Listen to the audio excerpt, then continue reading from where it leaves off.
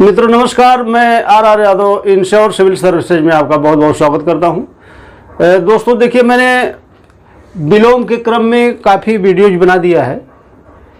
इसके बाद में देखिए मैंने बहुत ही अच्छे शब्दों का कलेक्शन इधर किया है। तो देख लीजिए, अमर का विलोम मर्त लिखा गया है जो बराबर पूछा जाता है। निर्दयी का विलोम सदय होता है। अच्छा, आप हो सकता है विकल्प में सदयी भी मिल जाए तो गलत है। इसके बाद में ये सवाल बराबर पूछा गया है, मैं आपको बता दे रहा हूँ। उन्मूलन का विलोम रोपण होता है। उसके बाद में उन्मीलन लिखा गया है तो निमीलन होता है। ठीक, ध्यान रखना आपको। अगर ये उन्मीलित लिख दिया जाता तो इसका विलोम निमीलित हो जाता है। ठीक, ध्यान रखना है आपको कि जैसे शब्द बदलता है ऐसे ही आपका उत्तर भी बदल जाना चाहिए। ईप्सित का विलोम अनिप्सित होता है। ईप्सित मतलब इच्छा रखने वाला, इसी को ईप्सित बोलते हैं। स्वजात का देखिए दो विलोम होता है, विजात भी होता है, परजात भी होता है। ये सरल सवाल मैंने लिखा है। कृतज्ञ का कृतघ्न होता है, ये आप जानते होंगे, बहुत सरल सवाल है। ऋजु का वक्र होता है। हो सकता है कि यहाँ पर सरल भी लिख दिया जाए। सरल का विलोम भी वक्र होता है और सरल का विलोम कठिन भी होता है। ठीक, तो आपको ऐसे ध्यान में रखना है, जो भी शब्द आए वैसे ही आपको बता देना है। निष्पक्ष का विलोम पक्षपात पूर्ण होता है। ठीक, इसके बाद देखिए, कालातीत का विलोम अनतीत होता है। कृष का विलोम पुष्ट होता है। कृष मतलब होता है, ये स्त्रीलिंग शब्द है। दुबली पतली स्त्री के लिए कृष शब्द प्रयोग किया जाता है। और पुष्ट मतलब होता है कि जो मोटा ताजा हो। ठीक, अगर यहाँ पर कृषकाय लिख दिया जाए तो यहाँ पर लिखा जाएगा पुष्टकाय। समझ गए आप। जागृत का विलोम सुषुप्ति होता है। अगर ये जागृत लिख दिया जाता तो यहाँ पर सुषुप्त हो जाता। ठीक, ऐसे ही आपको ध्यान में रखना शब्दों को कि जैसे जिस नेचर में शब्द आता हो उसी नेचर में उसका विलोम होना है। अधोगामी का ऊर्ध्वगामी होता है, बहुत सरल है। इंसान का विलोम हैवान होता है। इसके बाद देखिए, इधर बहुत इंपॉर्टेंट शब्द और लिखे गए हैं। स्याह का विलोम श्वेत भी होता है, शुक्ल भी होता है। कृष्ण का विलोम श्वेत भी होता है, शुक्ल भी होता है। जो विकल्प में आए आपको मारना है। इसके बाद में देखिए, कठोर का विलोम कोमल भी होता है, मृदु भी होता है। इसके बाद देखिए, जब मृदुल लिख दिया जाएगा तो उसका विलोम रुक्ष हो जाएगा। ये बहुत इंपॉर्टेंट शब्द है और ये बराबर कई बार पूछ लिया गया है आयोग में। इसके बाद देखिए, गुण का प्रकट होता है। ठीक, इसके बाद में छाया का आतप होता है और छां का धूप होता है। अब आप दोनों शब्दों में अंतर समझ गए होंगे थोड़ा बहुत। अब तक जितने भी वीडियोज गए हैं, अगर आप देखते हों, अगर आप वीडियो देख रहे होंगे तो आपको इसका अंतर समझ में आ गया होगा। नहीं तो मैं एक बार फिर से बता देता हूं। ये शब्द तद्भव है।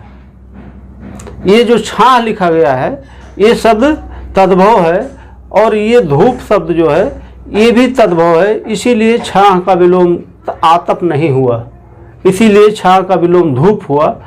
ये छाया जो लिखा गया है ये शब्द तत्सम है, इसीलिए इसका विलोम आतप हुआ। और ये भी शब्द तत्सम है, ये भी शब्द तत्सम है। ठीक, अब आप समझ गए होंगे कि किसी शब्द को कैसे पकड़ा जाता है कि वो तत्सम है कि तद्भव है कि संज्ञा है कि सर्वनाम है कि विशेषण है, क्या है वो नेचर उससे पता चल जाता है।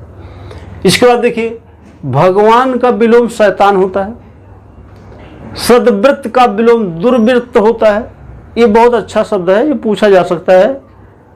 सशंक का विलोम निःशंक होता है। इसके बाद श्वास का विलोम प्रश्वास होता है। अकाल और दुष्काल, देखिए दो शब्द मैंने लिखा है यहाँ पर। अकाल पूछे या दुष्काल पूछे तो इसका विलोम सुकाल होता है। ठीक, अगर सुकाल पूछ लिया तो उसका विलोम अकाल होगा। ठीक है, ऐसे भी मैंने बताया आपको कि कुछ ऐसे शब्द हैं कि जस्ट अपने आप में विलोम होते हैं, लेकिन बहुत सारे ऐसे शब्द हैं कि जो वो अपने विलोम उसी शब्द का नहीं हो सकता है।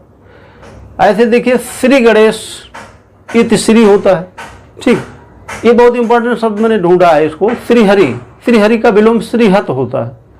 ठीक, इसके बाद श्रद्धा का विलोम भेड़ा भी होता है, अश्रद्धा भी होता है। दूसरा शब्द देखिए, सृष्टि का विलोम प्रलय भी होता है, संहार भी होता है। ये बहुत इंपॉर्टेंट शब्द है। इसके बाद में सकर्म का विलोम निष्कर्म होता है। और देखिए यहाँ पर लिखा गया सुकर्म। सुकर्म के दो विलोम हैं, एक कुकर्म होता है, एक दुष्कर्म होता है। ये तो बात हो गई शब्दों की। अब मैं आपको बताना चाह रहा था कि इसके बाद आज का विलोम का टॉपिक मैं ख़त्म करता हूँ। इसके बाद में जो नेक्स्ट टॉपिक बताऊंगा वो होगा अनेक शब्दों के लिए एक शब्द। लेकिन उसके पहले आपको मैं एक जानकारी देना चाह रहा था। मैंने आपको बताया था कि आप मेरा वीडियो देखेंगे, वीडियो के बाद में अगर आप पॉसिबिलिटी हो तो आप नोट बना दें। नोट बनाने के बाद में अगर आपके पास समय बचता हो तब आप, मैंने बताया है कि वासुदेव की किताब और राघव प्रकाश की किताब पढ़ सकते हैं। ठीक, इसके बाद में आप लोग क्या किए कि ना तो वीडियो देखे और ना तो कोई किताब पढ़े और डायरेक्ट टेस्ट पर आ गए। सुधार जरूर हुआ है, लेकिन ये सुधार क्षणिक है। आप कहिए कि हम लंबे समय तक उस शब्द को याद रखें तो ऐसा नहीं हो पाएगा। आप जब तक एक सिस्टमेटिक ढंग से नहीं देखेंगे तब तक सुधार नहीं होगा। आज के टेस्ट में काफ़ी सुधार हुआ, मैं मान सकता हूँ, लेकिन वो सुधार बहुत देर के लिए नहीं हो सकता, मैंने आपसे बताया है। अच्छा, इसके बाद में जब आप टेस्ट दे देंगे तो मैंने बताया है आपसे कि test paper, model test paper शुरू होगा। ठीक, मॉडल टेस्ट पेपर मैंने 15 मॉडल टेस्ट पेपर बनाया है। आपको बता दूं, 15 मॉडल टेस्ट पेपर अगर आप कर लेंगे तो हमको नहीं लगता है कि उसके बाद जब लोक सेवा आयोग आपसे प्रश्न करेगा तब आपके कोई शब्द ऐसे नहीं रहेंगे कि जो आपसे अछूते हों, यानी कि आपकी जानकारी के बाहर के हों। तब आपको सारे सवाल लगभग आते मिलेंगे। एक दो सवाल की बात मैं नहीं करता। अच्छा, चूंकि आयोग एक दो प्रश्न गलत भी करता है तो उसकी बात नहीं है, वो उससे मेरिट नहीं बनती है। अगर आपने सही किया है तो आपको 57-58 तक अगर मिल जाता है तो बहुत अच्छा माना जाता है आपका पेपर। तो ठीक है, अब मैं आज विलोम का समापन कर देता हूँ। फिर आप थोड़ा बहुत वासुदेव या राघव प्रकाश देख लीजिएगा। और मैं नेक्स्ट वीडियो जो बनाऊंगा वो अनेक शब्दों के लिए एक शब्द का बनाऊंगा। इसके बाद मात्र हमारा पर्यायवाची बचा रहेगा, तो ऐसे ही पर्यायवाची भी का भी वीडियो में डाल दूंगा। इसके ठीक बाद में मॉडल टेस्ट पेपर स्टार्ट हो जाएगा। तो आप लोग जब कंटिन्यूअस लगे रहेंगे तभी सुधार हो पाएगा। तो ठीक है, कोई बात नहीं मित्रों, बहुत बहुत धन्यवाद आपको। फिर अगला वीडियो हम नेक्स्ट टाइम बनाते हैं।